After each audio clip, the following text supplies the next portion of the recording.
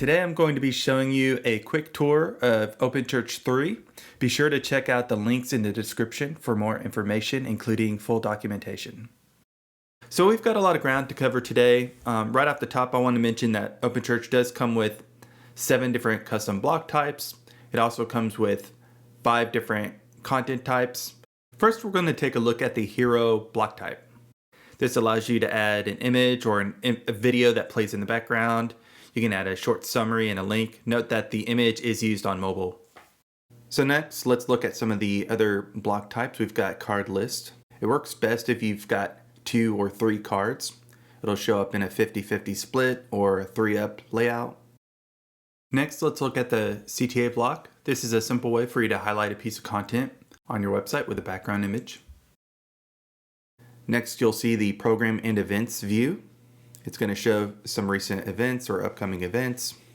Let's take a quick look at the event detail page. You've got event details on the right. You've got tags on the right.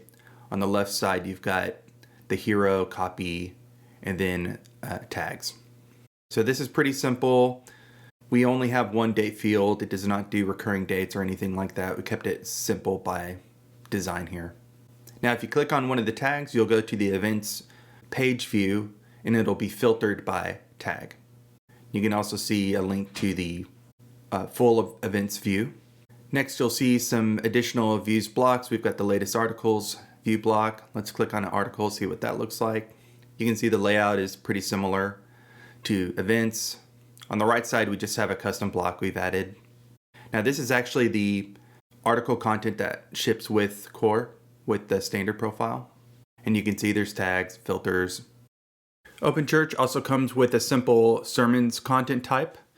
This just allows you to post the written summary of a sermon. You can post a video to YouTube, something like that.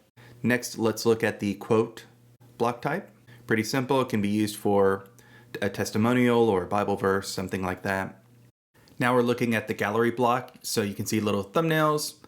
When you click on them, you see the little model pop up. All you need to do to add content to this block is simply add media using the Drupal core media library. Next, if you want to have a really simple newsletter subscription block, you can use this block that ships with OpenChurch. By default, it's assuming that you're using formspree.io. It's a really simple email service.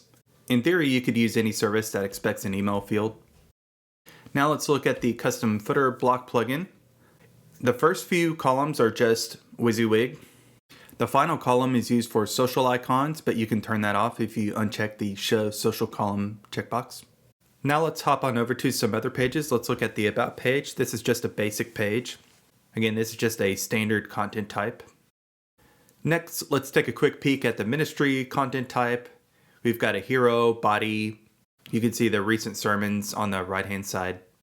Our demo site also has an alternate homepage, which shows off the carousel, and so you can select 3 different slides here.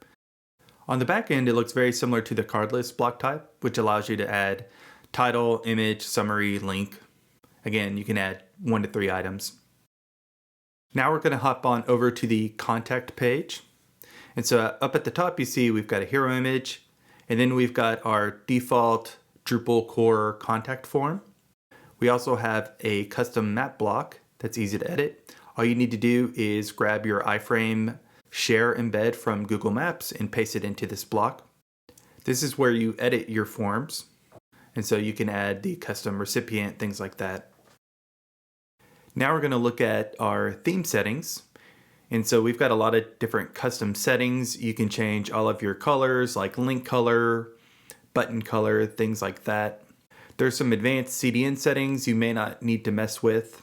And then there's also a couple path settings. If you don't know what these are, you probably don't need to mess with them. Finally, let's look at the block layout screen. This is how blocks are arranged in OpenChurch. And so we got primary menu, we've got hero full width. That's where you want to place your heroes so that they overlap with the menu.